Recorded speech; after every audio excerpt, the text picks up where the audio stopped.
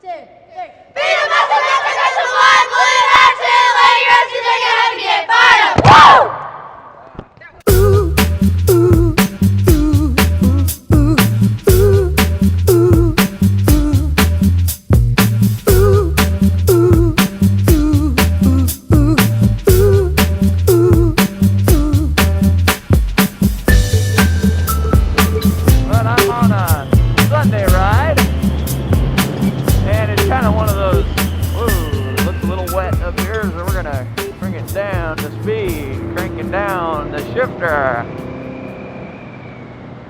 But with my church assignment, I go out and down to several units and check on different things. There's a turtle, a dead turtle in the road. Lots of roadkill. And on my way home, I like to find the nice back way to go. Lean into these corners here. Woohoo! Actually, I think I'm going to give you a different perspective. There's a good spot to stop if I can crank it down in time.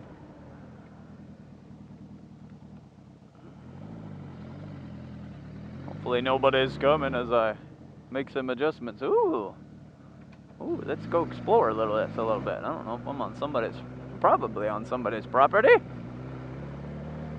We got some gravel and some cobwebs. Let's just see what this leads. This might be fun to do on the dual sport. There's a bunny. Hello, bunny. We're gonna run you over, bunny. Whoa. Yeah, that's just somebody's driveway. Oh, so sad, so sad. I thought the way it was overgrown, I might do some fun on the dual sport, but not today. Alrighty. Woo. And big old Yoshi here compared to my DRZ, a little different. All right, so we're gonna give you a different camera view here. So hang on while we adjust. Well, I'll show you what I've got. Just a piece of wood. And this piece of wood, I've strapped it down. I drilled some holes in it. And, oh man, my screwdriver's not in that side. Screwdriver's on this side, of course, where I've already got the wood hanging over. Let's see if I can find... Aha! There it is. Okay, so... Pause while we adjust, because you can't really see what I'm doing. Then we're going to spin this around like so. Get my screwdriver here. Crank you down. Nice and tight. There we go. Get a little different perspective. Mix it up, mix it up. Alright, and I'm going to be cutting scenes between what I did this morning and what you're seeing now, and you'll see back and forth. And you'll notice that it'll get kind of cloudy on some of them, and you'll see a lot of mist in the skies, and you know, you get those famous Smoky Mountains. Alright, so here we go. Woo! That crashed. And that was the morning, but coming home in the afternoon, it's nice and bright. There's a dead cat in the road. Blech, I'm getting bugs on my face. So, you'll see that it looks like I'm filming at completely different times, but I'm not. There's another church, right there. Another church, we've only gone a couple miles, and we started to see another church. Woohoo! Oh, and we're gonna hit some traffic, dang it. Hit some traffic on the twisty, that's no fun.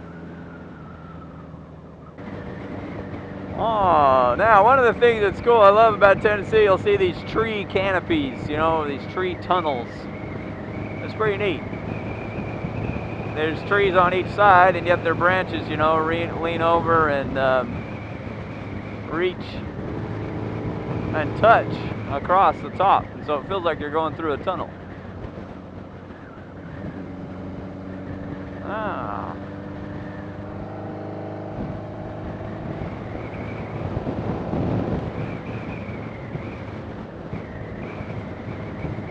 I need to think of something interesting to say. I guess I better write a story. I gotta think of a story. Yes, I do. Think of a story back when I was 2. No, let's see here.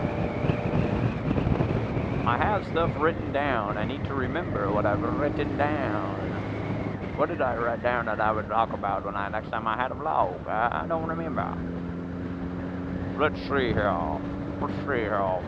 And I was going really slow. It's really boring when I'm going really slow. I'd like to pass you all. I'd like to go around you. Yes, I would. I'd like to go around you if I could.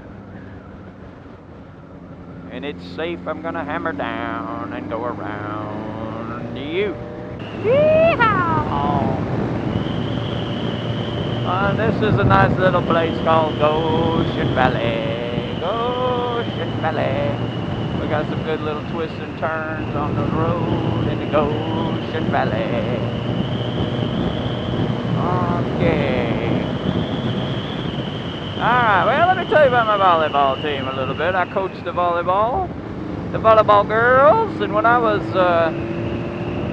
growing up in Las Vegas, there was a guys volleyball team, and my friends and I, we played volleyball all the time. We tried to play as much as possible. We'd go to this place that had a net in their backyard, and we'd practice out there and practice outdoor. Whoa, gravel. Don't want to slide on the gravel. And somebody always had a volleyball with them. One time we went down to San Diego, California to watch the Chargers play. They were playing the Chiefs. And we had a volleyball with us, of course, and so when we were waiting for all the traffic to clear out of the parking lot, so we didn't have to wait in line, we'd get out the volleyball and we'd play in the parking lot, and we'd have fun just doing that. It was a blast. So I played volleyball a lot, and back when I played volleyball, back when I was in high school, it was side out. You know, you would hit the ball, and if you were serving, when you served, that's the only time you could get a point. If you were on serve receive, you know, and you got the ball to fall on the other side of the court, then you got a side out. Then you would get your chance to earn your points, you know, and you'd only play till 15. Well, that's not the case anymore. Now they have a rally score, so every time the ball touches the ground, it is a point for somebody, and they play to 25. Well, we had tryouts this week at school, and I coached the varsity team at my middle school. And last year and the year before, we were first place. You know, we had a pretty good district. Got about eight teams in it, and we were the champions. We were the champions. But they don't have a guys volleyball team. They only have girls volleyball in Tennessee, so that was kind of a bummer for me, but I've actually really enjoyed it, and I enjoy coaching these young ladies. They are a lot of fun. Let me tell you, one of my first coaching experiences with them, we were getting ready to play a game, and the girls, it's like real exciting right at the beginning, and they're the first time they're wearing their uniforms, and they have their hair all done up, and they're all cutesy, and they're getting on the court, and then we're like ready to start. You know, we already had the captain's meetings, and we've already slapped hands in the net, and one of the girls goes, "I gotta go to the bathroom," and I was like, "Well, go. We're getting ready to start." She goes, "But I don't want to go alone." And so I said, "Well, somebody go with her." The whole team gets together, and they all leave. They all go off the court together. And I'm like, just standing there, and I'm like, whee! I'm like, okay. And the ref looks at me, and she's like, "Are we going to start?" And I said, "They went to the bathroom. They'll be right back." So, if you ever coach girls or get anything to do with girls, know that they don't like to go to the bathroom alone. That's scary. I don't know what they do in the bathroom. I never want to find that out. But anyway, we got like I say, we have a championship to defend, and these girls are. I was a little worried going into tryouts this year, but they'll. I think we're going to be fine. We had some girls move in, and so we were kind of worried. I was a little worried going into tryouts this year, thinking, oh boy, you know, we were first place the last 2 years running, and now we got this different group coming up. What's it going to be like? Well, it turned out really well. I think we have ended up getting some girls to move in. I got 2 of them that are really strong. One of them is going to be a setter. And if you don't know anything about volleyball, the setter is very important. They're like the quarterback. You know, they touch the ball. They're like the point guard if you're a basketball man. They touch the ball every time. The ideal is to get them to touch the second ball every time. And so they can put it up and let the girls slam it home, you know, and get a point off of a nice spike. A kill is what we call it. We want them to get a kill. And so anyway, you know, there's only six positions on the court, and